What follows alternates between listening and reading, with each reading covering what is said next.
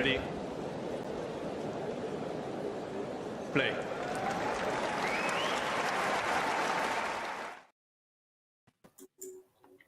Hello, guys. Welcome to the next ATP Weekly. We're meeting on a Monday after the Davis Cup finals. Everyone's favorite format. Well, not after the Davis Cup finals, but after the group stage of the Davis Cup finals. Everyone's favorite format. So maybe let's start talking about that. Yeah, Mario, how did you enjoy Davis Cup, and how do you actually enjoy it right now? After the PK changes and what they did to the competition.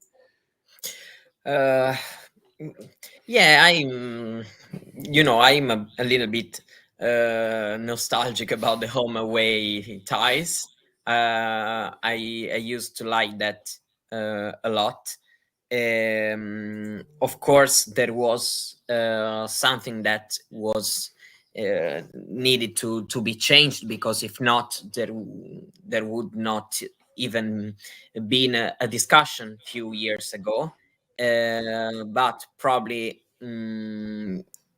yeah, for sure. Right now, there are a lot of issues, and that's for sure. But fortunately, there still are some very good moments, especially when we still have, for example, a home team playing, which was the case, for example, yesterday, when we watched a great deciding doubles match between Team Great Britain and France.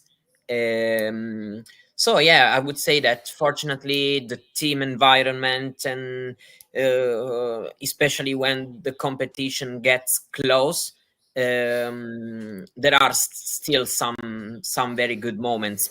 Overall, the format is not great in my opinion. There are some things that need to be fixed, because there are there are also the players with their own singles or their own doubles career. They have some needs, and they have to be listened.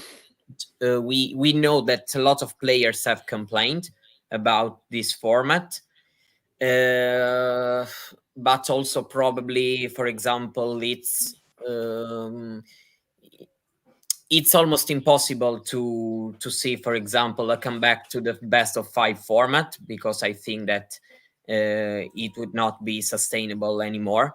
Um, yeah, overall, I just miss the home and away ties, because it was, I'm from, for example, I'm from Italy, and I am a bit lucky because basically every year Italy plays at least uh, once at home, because they host the group stage of the Davis Cup finals. Or some Spanish people can be even luckier, because right now the final stage has always been in Spain. So this year they are not qualified, but still they would have had the chance to play at home in Malaga. But I can understand that there are some great nations and people who their team is always among um, this qualified team for the group stage, which basically have not so much the chance to watch their team playing at home. And so yeah, it's not easy at all, even because right now it's basically all in Europe. I'm thinking about possibly the United States, but even, for example, a comeback of us when there are South American teams like Chile this year, or Argentina in previous years. Yeah, it's super tricky topic, but it's clear, in my opinion, that there are a lot of things that don't work. Fortunately, there still are some good moments.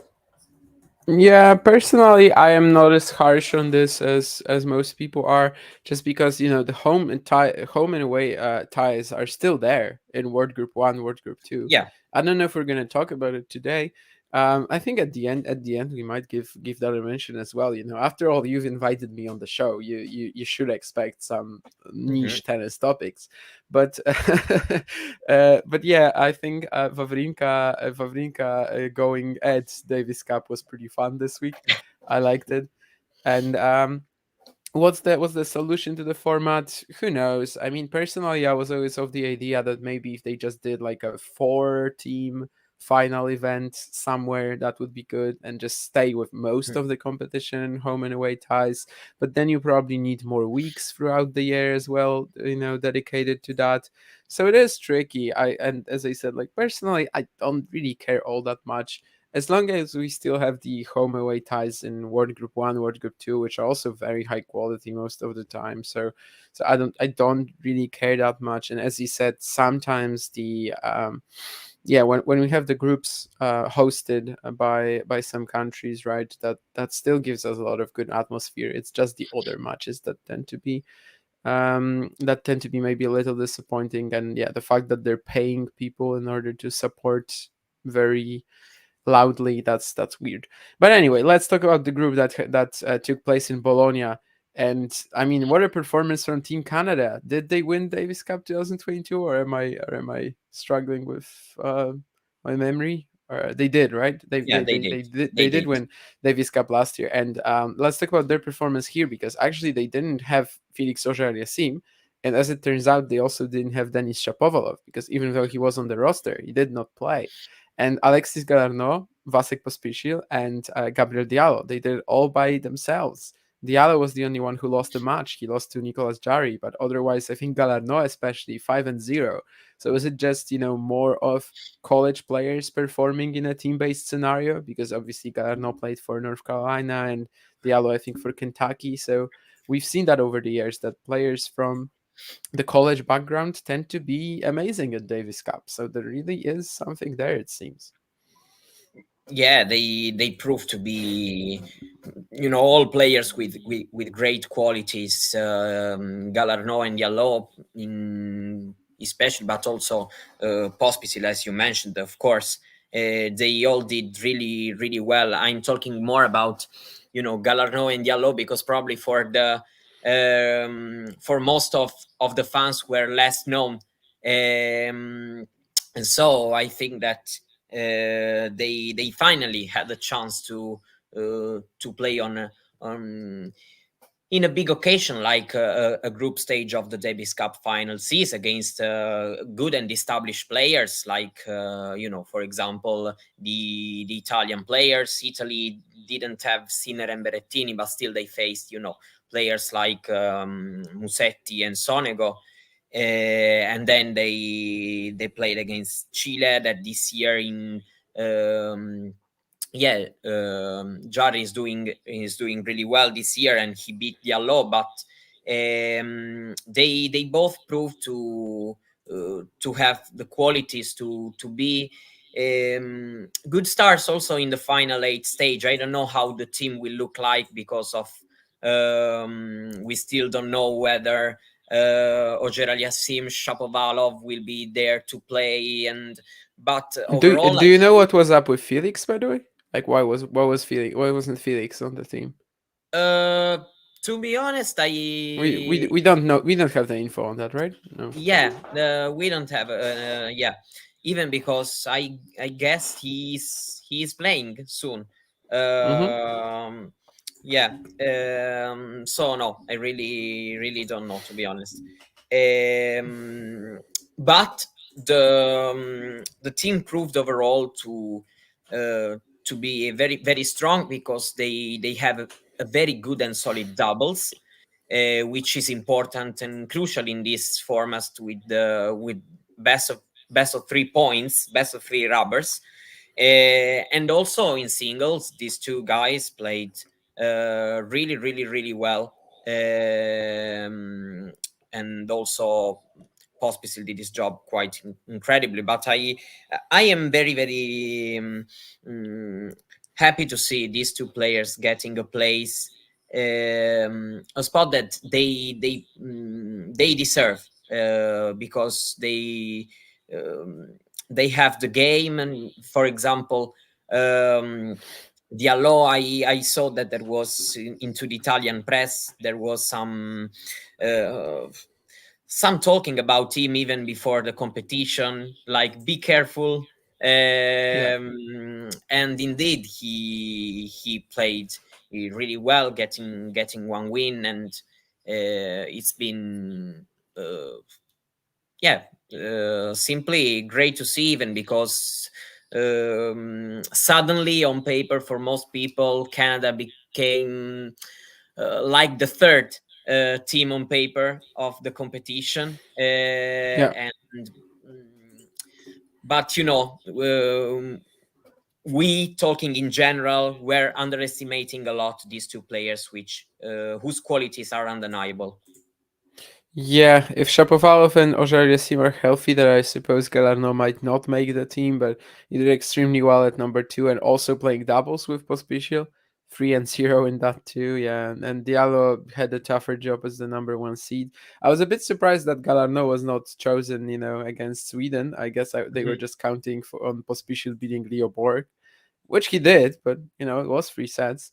But let's talk about the second team that advanced. So Italy, and obviously that's the country you're from. I mean, things were looking quite dire after they lost to Canada 0-3, right? So that must be a good recovery from the Italian team.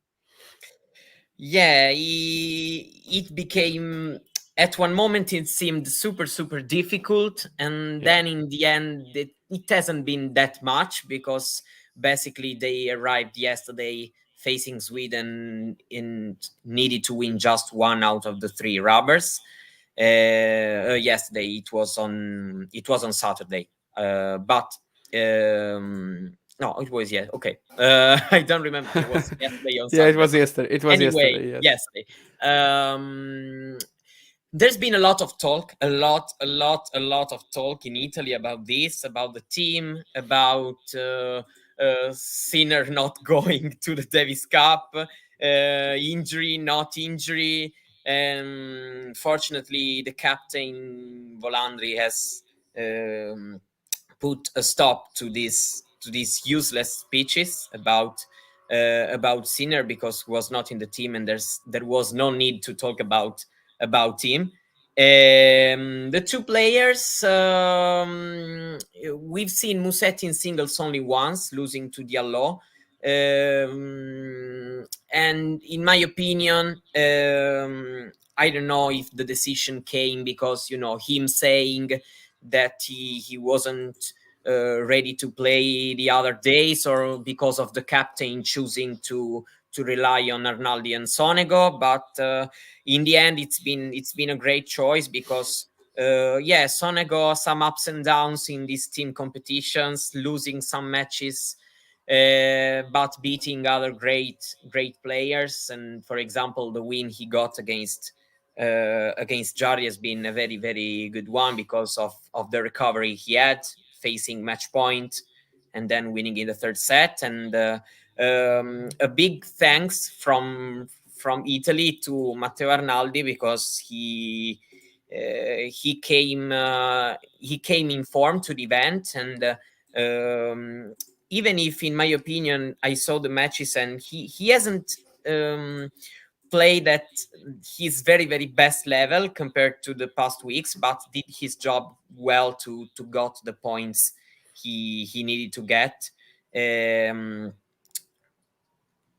yeah, and then fortunately also the doubles did well in the day against Chile, in a very tough battle, and that 3-0 win then opened the door to get the spot into the last eight. And now it has to be watched for the final eight, in which state the top Italian players will come, because I still think that regardless of the ranking, the two best guys are Sinner and Berrettini. With them, things can be different, and Italy can become one of the top, probably two favorite teams, 2-3 favorite teams among the eight. But it has to be watched. in which condition they will be, who will come, who won't come. Um, let's see. Fortunately, the field is quite deep. Even if these other players have some ups and downs, they still are quite reliable to at least to fight in close ties with almost all the countries. Yeah, maybe Fabio Fognini gets his, Yeah. and gets his nomination. Who knows? He was obviously not glad to miss out. Yeah, Italy. It's definitely a bit of a riddle who actually will be there at the Davis Cup finals. But yeah, after losing to Canada in the opening rubber, they did well to get through. Let's talk about the Manchester group then, which was Group B, and you already mentioned that there was an insane decider. And even though it's Great Britain topping the group, they actually were still very close to going out. They saved 4 match points in the deciding doubles rubber. So this is what the Davis Cup organizers wanted, I guess. A huge crowd, a record crowd in Manchester, a very tight battle because every single match between Great Britain and France was close. And then eventually Evan Skapski winning 1-6, 7-6, 7-6, 4 match points saved. And I think they were actually the saving grace for the team in both against Switzerland and against France, right? So it's a bit of a Yeah. double story for the UK. Yeah, with Evans doing an amazing job throughout the week because winning 2 out of 2 singles matches and 2 out of 3 in doubles. He's been, I think, the best player of the week. It's been a bit interesting to see the captain's choices because we know that Nori is not in a great shape and condition right now, losing a lot lately, and it's been interesting to see the decision to use Cameron Norrie as number 1 yesterday and Dan Evans as number 2. They've mentioned about the head-to-head between Evans and Manarino, and so probably the fact that he was hoping to have Manarino number 2 in the French team to make Evans play um, against Manarino, which is a super informed player right now, and so very tough to beat. Um, yeah, and also it's been great because this group in Manchester, also because of what happened yesterday and what happened in general with the doubles often being the deciding match. Yesterday it was amazing atmosphere, also amazing celebration in the end, of course, because losing 6-1 the first set, then down match point in multiple occasions during the deciding set, then winning it 8-6 in the tiebreak.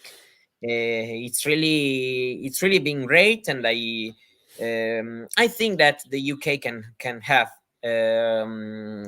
their to say in Malaga because they also have quite a deep group because Scoopsy as a great player with Evans they have a great couple. But even in singles, they have a lot of choices. If, for example, Draper is fit, there's Jack Draper. Murray, with his experience, can still make. He's still able to make the job sometimes. They have a lot of choices. Nori, if he's able to improve his condition both physically and mentally, he can be, of course, useful. He's one of the team to keep an eye on, that's for sure, because even the choices from the captain are always unsure and interesting to watch because there is a deep field if they are all of them fit enough to compete. Yeah, absolutely, and yeah, it's gonna be a story of the doubles, but also, as you said, Dan Evans basically only losing one doubles rubber, but winning both singles matches that he played. That was part of why Great Britain advanced, and Evans has been wonderful in these sort of conditions and team-based competitions for years. Seems like a guy who just really enjoys it, and gives his best every single time. So that's amazing. And then yeah, that doubles win that they got. If they do something at the finals, that's something that we're gonna keep remembering. And the other Yeah. team out of that group, definitely no much for that in terms of the storyline, with Australia sort of under the radar, I think, this week. Alex de Minaur won 2 singles matches, I think. Thanasi Kokinakis won 1 singles match. They were also good in doubles because obviously they have Matthew Ebden and Max Purcell, and I guess that's kind of how they did it as well, just going 3-0 in doubles. Yeah, exactly, and that's also maybe the reason why there's not been a lot of talk about that, because usually a lot of the focus is put on the singles matches, on the singles players. They are of course a reliable team in singles, but definitely that doubles help them a lot. And and yeah, you're absolutely right when you say under the radar, because there's really been so little talk about the Australian team. Um, but we know that yes, De Minaur lost against Evans this week, but overall is doing very well lately. So he's a reliable singles player to the team. They also have to choose between, as for the singles player, because right now a lot of guys are doing quite well, because we are watching there is they can use Purcell, they can use Kokinakin, they can use they have their choice to make. And the doubles team is, yeah, one of the best right now. So it's basically, if you have, I don't want to say 1 point guaranteed, but if you have a lot of chances in the doubles, then it's way easier, because um, we know how much weight has in this format one single rubber on the overall score. Yes, and let's just talk about Group C then, which was held in Valencia. So obviously Spain were the hosts. You already said that they didn't come through, but what a performance from the Czech Republic, who are actually the only team to go undefeated, and not only in terms of the ties, actually in terms of the matches that they played this week. This is maybe slightly less impressive because in their match against Serbia, Novak Djokovic did not. Well, he did appear, but in doubles. But however, the Czech Republic going 9-0. First against Spain, it was Tomas Mahac and Iji Lehečka. Then against Serbia, it was of course Menšík and Lehečka, and also against South Korea, it was Mahac and Lehečka. So basically Lehečka every time, and then one performance from Menšík, two from Mahac. And also in the doubles, they kept using Pavlášek just with Menšík or Mahac, and they won all of these matches. That was pretty ridiculous. They won all their matches, and with some incredible performances, because what about Menšík debut in the competition, 53 minutes Yeah. to win that match against Lajovic, being basically unplayable on serve, and doing really well also on the return, be aggressive. He played incredibly well. Maybe also, no, I don't think. No, no. I wanted to say first that probably with not much, not too much pressure, but no, I don't think so, because when you play your match for your country in a competition like this, there's, regardless of the situation of the moment, in terms of the group standing and all this stuff. There's still a lot of pressure, even because they wanted to seal the first place. Yeah, they produced some really incredible performances. They have a young team, with a lot of talent, and it is one of the team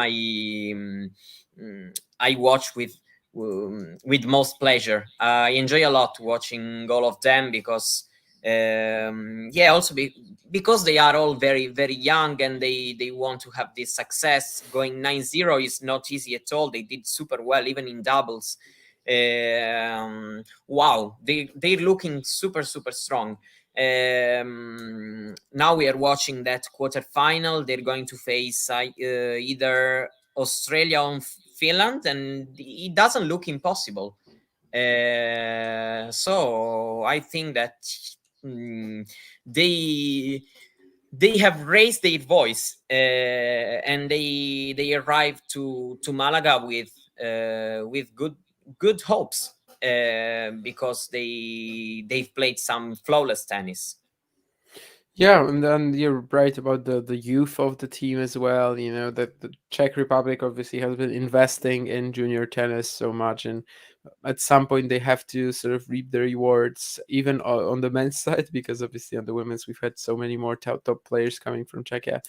But yeah, Mahach going 2-0, Lehečka going 3-0, and that insane performance that we mentioned against Lajovic for Benchik, first match since the US Open. So you are kind of thinking, okay, he had a huge run there, but is he gonna be back up there instantly? Yes, he is. That's the sort of talent that he has. And Adam Pavlashek as well, going 3-0 in doubles, twice with Menchik. That was pretty impressive too. Honestly, have not really watched much Menchik in doubles before that. Pavlashek, a former top 100 guy in singles, but of course, after all the injuries, he's just focusing on doubles now, and I think he has a wonderful future in front of him on the main tour as well, and perhaps there's just more proof of that. So 9-0 certainly quite unexpected, but what was not unexpected, I guess, is Serbia going through, since, well, they always had Novak Djokovic to rely on if they failed at some point. Novak Djokovic coming off the US Open title, so he probably didn't want to play all that much, but he did against Davidovich Fokina, and I think that was actually the moment where they clinched the tie. So basically, they won the first. They clinched the tie. They clinched the tie, of course, but also they clinched the promotion, and basically they won the first two matches 3-0, and then sort of took a bit more low key approach to the third one for sure. They didn't get Djokovic in. Jere played as the number one. Lajovic played as the number two. Which this is also how they did against South Korea, but South Korea just wasn't as strong. And then Djokovic actually showed up for the doubles rubber, which was kind of interesting. And yeah, Serbia just safely pulling through. No real harm there. They won the first two matches when they needed to, and then sort of pulled back a little. Is it going to hurt them that they're second in this group, not first? How is it in the quarters here? Yeah, we are watching that. They are in this bottom half. They could have been in the top half of this draw. The bottom half, which looks pretty strong, because they have either Netherlands or UK in the bottom half. There's going to be Great Britain, Italy, Serbia, and Netherlands. And so it looks like a strong half of the draw, even if you can rely on Novak Djokovic, it becomes easier. We know that. There hasn't been he hasn't been needed a lot in this group stage. He just needed to play that singles match against Davidovich Fokina. But for the final stage, the one that's going to be in Malaga in late November, having Djokovic can help, of course, themselves a lot, because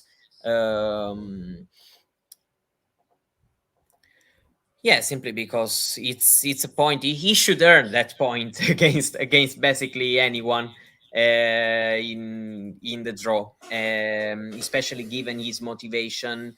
As we are watching, he's super motivated to get back that trophy for the first time since 2010, and so. I would say that it makes a little bit of difference, but overall, Serbia's chances are always high just because of the Djokovic's presence. And if Jere plays as he is doing lately, he can have a chance also as the number two player. The doubles, I don't know, it doesn't look like super strong, but overall I think that it is a team that will always have a chance in every tie. Yeah, I guess maybe if they had like the Sabanovs in good form, they could have something going in doubles, but they have been struggling. Maybe by the time we reach the Davis Cup finals, they will do better. This is such a mess, by the way. Like the quarterfinal draw. Why is it even there? But I guess we'll mention that after we talk about the last group.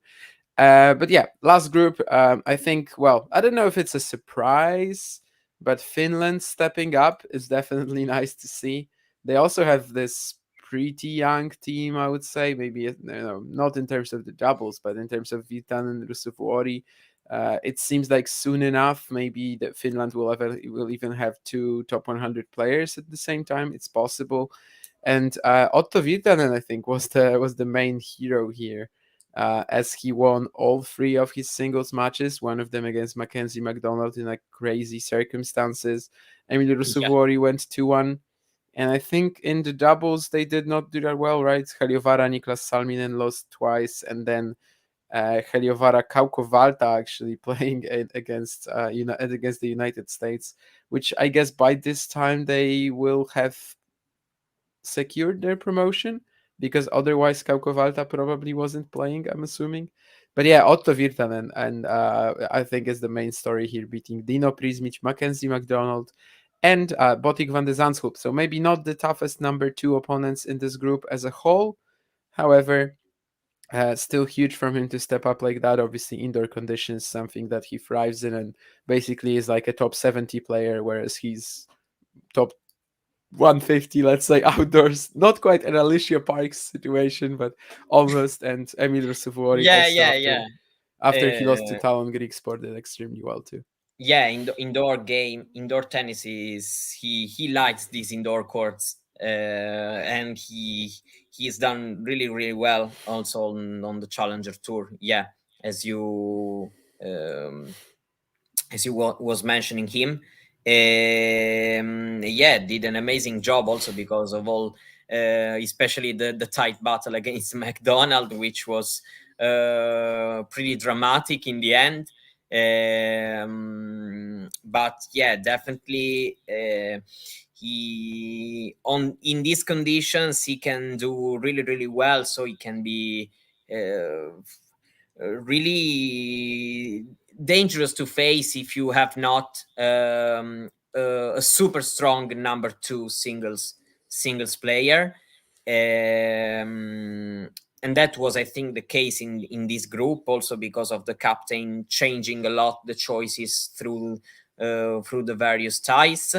But he played well, and he deserves to be the story of the week as regards that group, because he has earned that spotlight, playing really well against still tough opponents to beat, even if not probably the best from all the teams. But beating back to back the players he beat, it's a nice feat to reach. Also doing so in Davis Cup for your country. And then, of course, Rusuvuori played also a big role, because beating the United States has been important. And then the doubles team, they haven't done super well, but still, there is, for example, Heliovara. He was mixed doubles champion at the US Open. He is a doubles player which is coming up in the last seasons pretty well. Let's say it doesn't look like a top contender for Malaga. But we also know that team competitions can have their surprise, and players can even overperform sometimes. And so let's just see how they will look like. Yeah, and that was always the thing that we loved about Davis Cup, right? Just the crazy upsets all over the place. And I guess one of these crazy upsets is actually Netherlands qualifying instead of the United States, because we mentioned Spain not getting through, which was Mhm. fine. And by the way, this Group 4, I didn't mention that it was played in Split, and so in Croatia. And we mentioned Spain not getting through. And on paper, this might seem like a surprise, but they didn't have Alcaraz. And if you're Yeah, playing yeah, indoors and your number two player is Ramos Vignolas or Zapata Miralles, you are in trouble, obviously. But I mean, the United States, they basically arrived with the best team possible. Well, Fritz yeah. maybe, but Tommy Paul, Francis Tiafoe, like that's basically Taylor Fritz. Like there's no real difference. Tommy Paul number 13 in the world, Francis Tiafoe number 11. Mackenzie McDonald actually played one singles match, but Mhm. he won that against Dino Prismic, so it doesn't really matter. And then in doubles, they have the world number one Austin Krajicek and also Rajiv Ram, who's just won the US Open. So how is this possible that the United States is out in favor of Netherlands and Netherlands, especially with how much Botic van de Zandschulp has been struggling of late? Yeah, some missed chances, as we were mentioning. For example, the match won by Virtanen against McDonald. Yeah, but they still Um, lost it 0-3, right? yeah, exactly, because the number one singles players behaved quite well in terms of how they performed. Van de Zandschulp, for example, came with poor form into the event and still got the win against the United States. Yeah, they have both performed under under their usual level. Both Tommy Paul and Francis Tiafo, and so yeah, it happens also then if um, yeah, also because as you were mentioning, the number two play McDonald did his job because he beat Prismic. Yeah, he lost the match against Finland, but as you mentioned, it was love three in the end. Um, that's the Davis Cup. Everything is possible. Even coming with a strong team like that, probably, let's say, especially if the week after a Grand Slam event, um, it can be possible that your best players don't go there in great shape physically also, maybe, and they suddenly are not able to produce a performance like they did in the previous weeks. Tommy Paul was looking really strong. Tiafo had a very good US Open run. But yeah, that's also, in my opinion, an effect probably also of the Grand Slam that has finished like few basically a week ago, let's say 10 days ago for them. And so this may be a reason, or maybe just, also motivational stuff also. Thinking about, playing this super far away from home, probably also. I don't know. There can be various reasons, but United States are not able lately to produce some good performances in this Davis Cup competition. Even if they won the mixed competition in the beginning of the year, but it's totally a different story. So yeah, I think that these may be some of the reasons why they have not performed well this week. Yeah, United Cup, you're right. I mean, it is a different story. Obviously, Pegula and Goff helped there, but even the men were winning all of their matches. Basically, Yeah. was it like four ties that the United States lost all event there? So yeah, definitely disappointing. I don't know, Jane, if you are missing Jack Sock. You've got Austin Krajicek and Rajiv Ram. Like these are two of the best doubles Mhm. players in the world. Obviously, they're not playing with each other on a daily basis, but you would, I guess, expect more. But at the same time, was it really them who failed? No, right? I mean, it wasn't them. They lost to Heliovara Kaukovalta, but by that time, the potential promotion was gone already. Krajicek Ram beat Kolhov Middlekop, and also they beat Dodik Pavic, so two extremely strong pairings as well. So it wasn't really the doubles that failed; it was just the singles. Um, I don't know, like Tommy Paul losing to Botic van der Zandschulp. That's probably where it really went wrong against the Netherlands. Mhm. And yeah, Tiafoe losing to Griekspoor and Goyo, him going 0-2. But like his opponents were really tough. Griekspoor had pushed him recently, and Borna Goyo is one of these guys who always peaks for Davis Cup. Actually, right now, I don't even know if we can say that Borna Goyo peaks for Davis Cup, because after his US Open run, it's sort of on par with what he's been doing, I guess. He lost to Rusevuori and beat Griekspoor and Tiafoe, but he used to peak for Davis Cup for sure, and he's obviously also a former college player, I think Wake Forest University. So yeah, the United States definitely, I think, the surprise of the round that they didn't get through, because on paper their team was just ridiculous. But maybe it also makes sense because this group was one of the most competitive.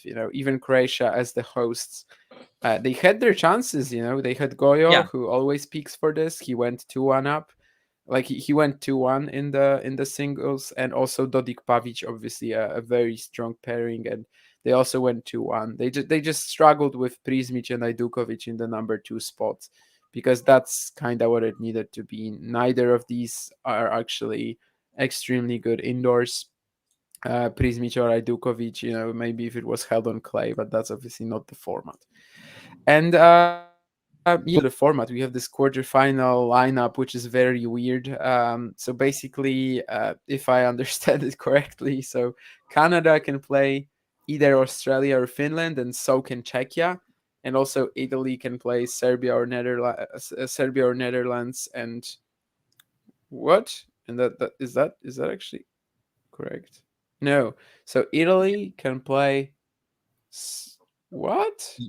Great Okay. Britain, Okay. Great Britain or Netherlands. Yeah, as you can see, I'm really struggling with this. This is weird. Can we really even talk about these quarterfinals at all, or is it Yeah, just let's let's see what just say that happens?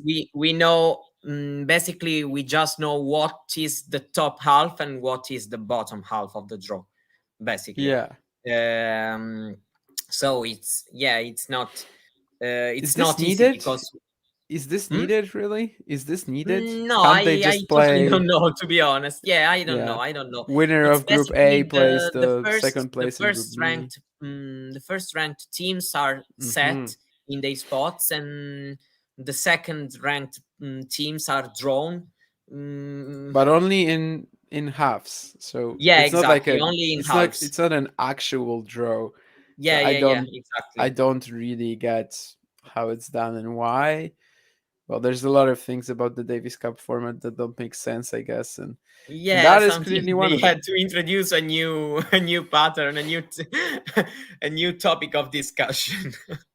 And is the draw also on the 20th, just like for World Group 1 and World Group 2? uh Tuesday, Pro so tomorrow. 19th actually, okay. Because I heard the 20th was going to be the draw for the playoffs in February, so maybe that's different days then.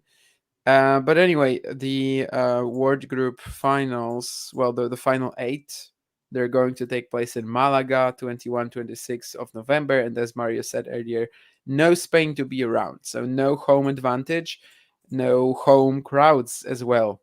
So this is going to be a big, big, big, big sort of test for the Davis Cup Yeah. format and how it can survive in a Davis Cup finals setting when there's no home country supporters. Also, Jane says that the Davis Cup website is useless.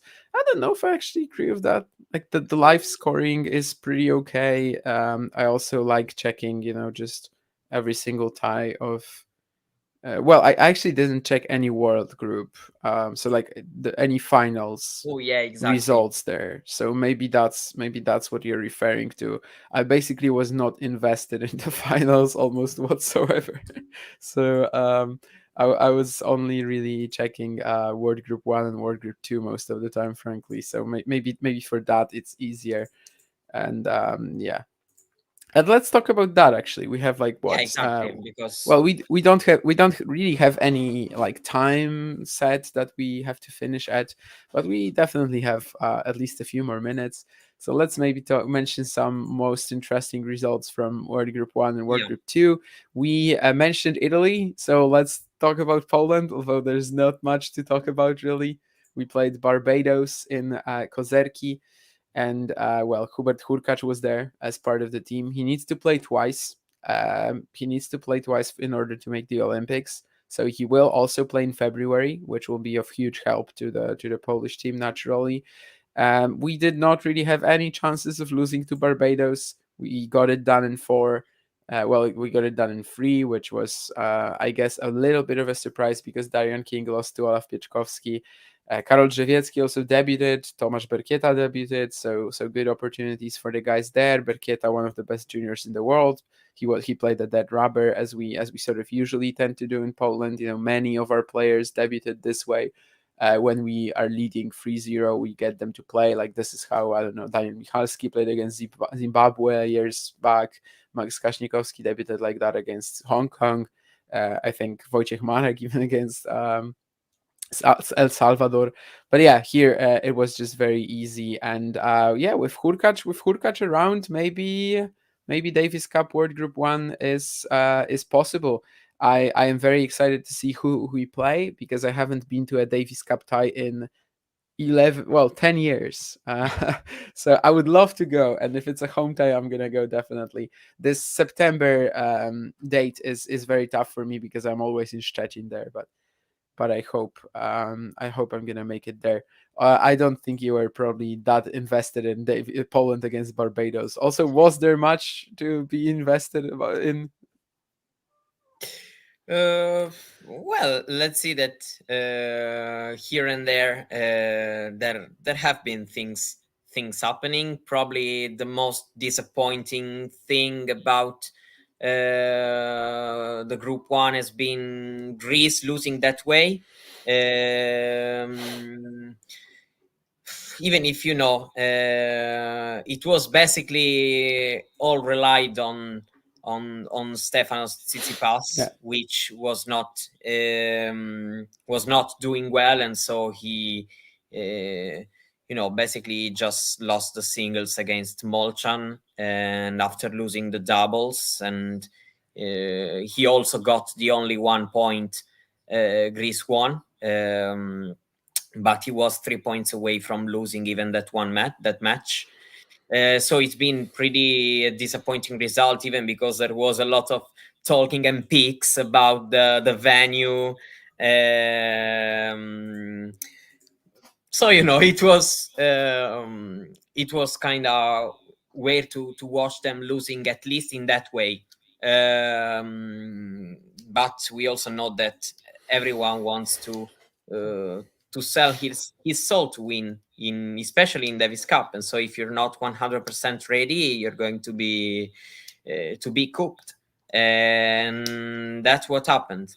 And then I followed I followed the Argentinian players, even if the tie was quite easy even on paper, considering that right now there are 3 guys ranked in top 35 in singles, and especially on clay they are all very, very reliable.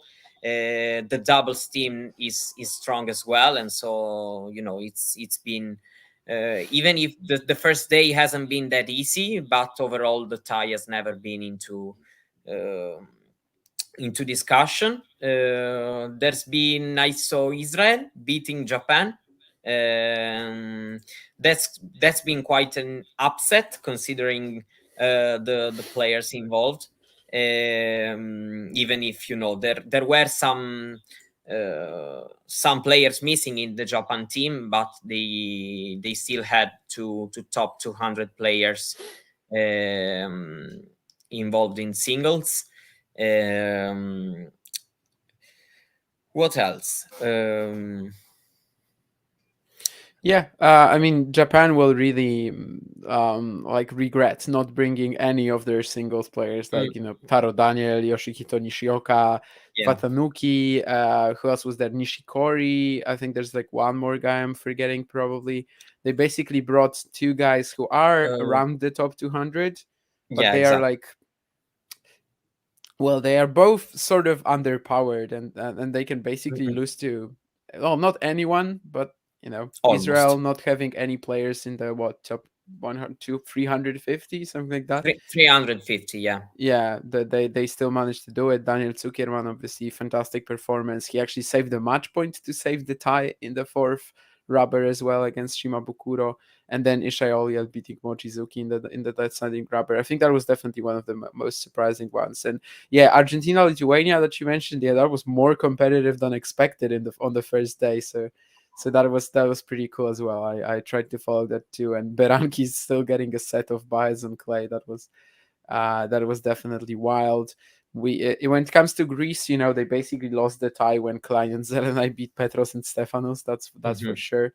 Tsitsipas had to win 3 points there, and he did not do that. He was also even close to losing to Klein, and then of course Yeah. getting out to Molchan. But even if it got to a fifth, I mean, Klein was obviously beating Skorilas. Yeah, exactly. It was, I yeah. obviously maybe is not the right word, but like, yeah, there's really very little chance it would have been one of the wildest Davis Cup upsets we've Yeah, seen. definitely. One of my favorite ties of the round was actually Georgia beating Tunisia at home, Mhm. which I thought was not really a possibility, especially with Ekargui and Dugas playing so well recently. But Saba Purceladze with a huge serve, delivering a couple of straight set victories, and also a crazy comeback from Zurat Kemaladze. Shout out to them. 2 match points that Kemaladze saved against Aziz Dugas. He was like a huge outsider there and managed to get it done.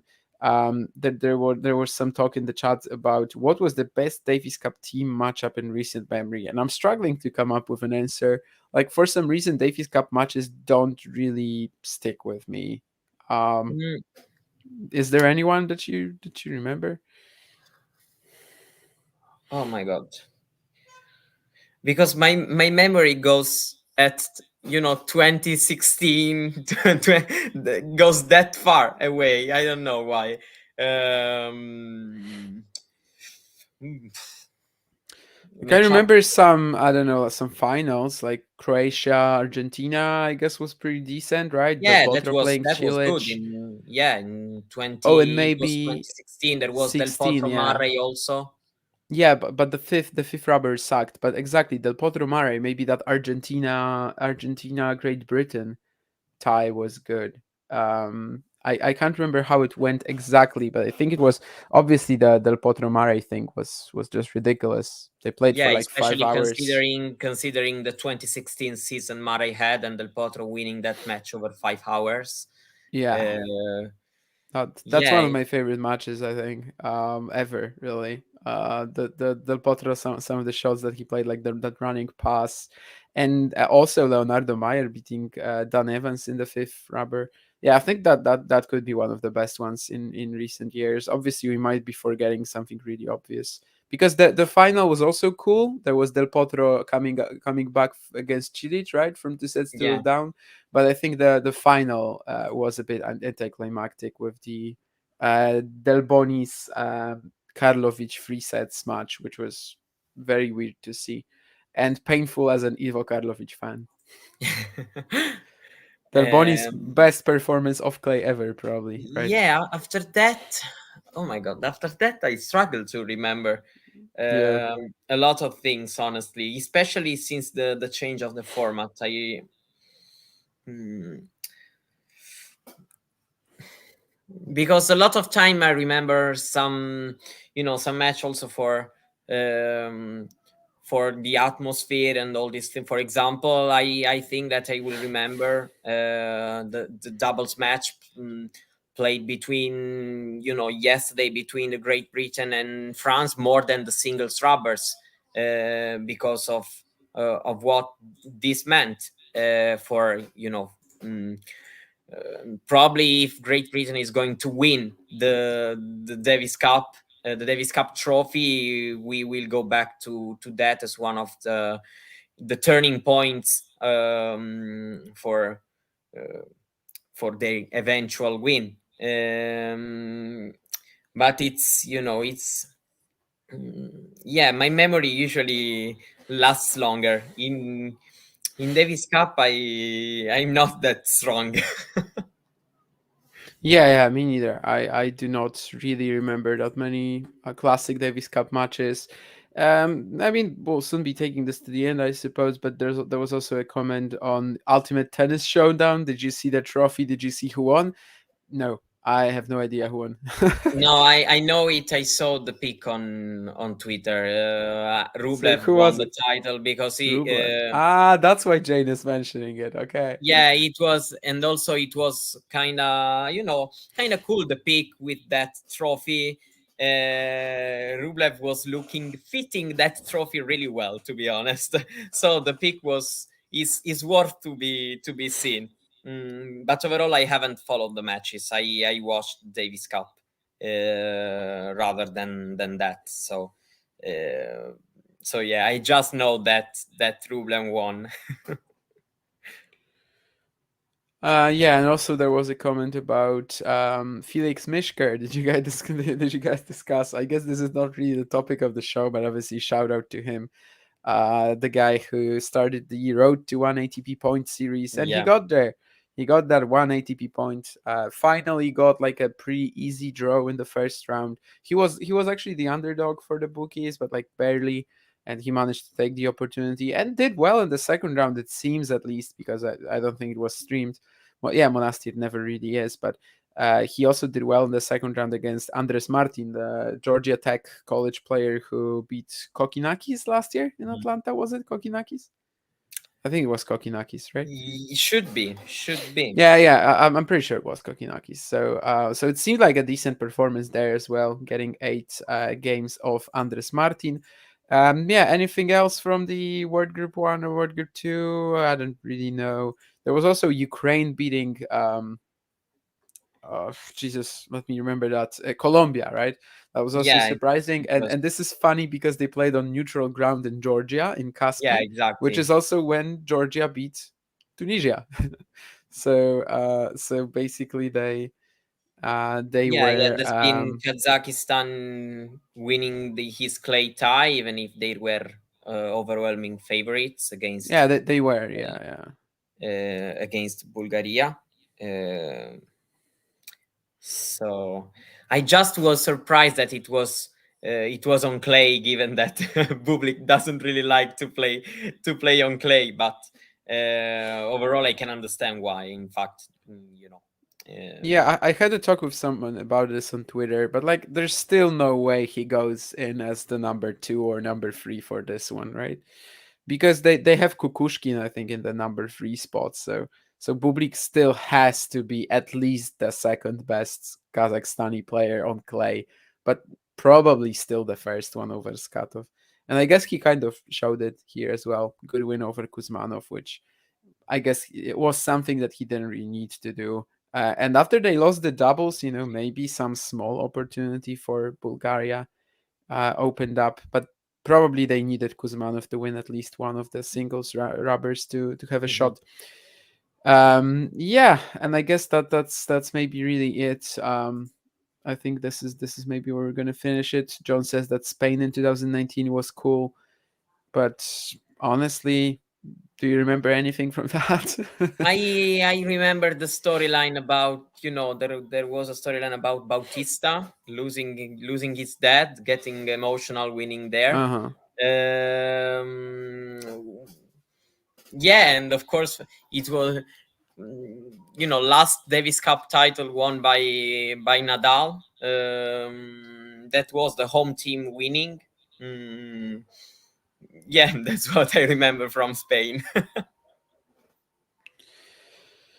Um, yeah, I don't remember anything from that really. I guess Davis Cup is just something I don't usually pay that much attention to. I don't. Well, we'll see about the finals. By the time we have the finals this year, I think the Challenger Tour is still going to be going on, so I'll probably be watching that more. But yeah, who was that Croatian guy who left work early? Matija Pekotic. Yeah, He recently almost became the oldest first-time challenger winner. Joseph Siriani currently has that at 32 years, 9 months, I think. And Pekotic would have been over 34 had he defeated Ilya Marchenko in the Salinas final. But obviously he didn't do that. Maybe he's gonna do it. Um, and yeah, that's where we're gonna finish. Thank you guys for being there. Thank you guys for submitting some of your thoughts in the chat. Davis Cup clearly sucks, but also doesn't suck. We are still fairly interested in it, as we probably showed. And yeah, home away ties. This is the sort of base of Davis Cup. This is what we love about this. The yeah, groups exactly. the groups still deliver with the stories. The groups still deliver with the stories though. Yeah, And but home away, yeah, it feels different. I prefer the home away yeah. ties as there is on in the World One and Two groups. So Gerard Piquet, we are not exactly fans of you. Listen to Stan Wawrinka, please. Yes, listen to Stan Wawrinka and don't touch tennis ever again. Uh, yeah, see you guys. See you guys next time. Probably on the ATP Weekly show or something like that. Again, thank you for being there. Thank you, Mario, and yeah, Thank you. Thank subscribe, you. like, comment, whatever. Bye.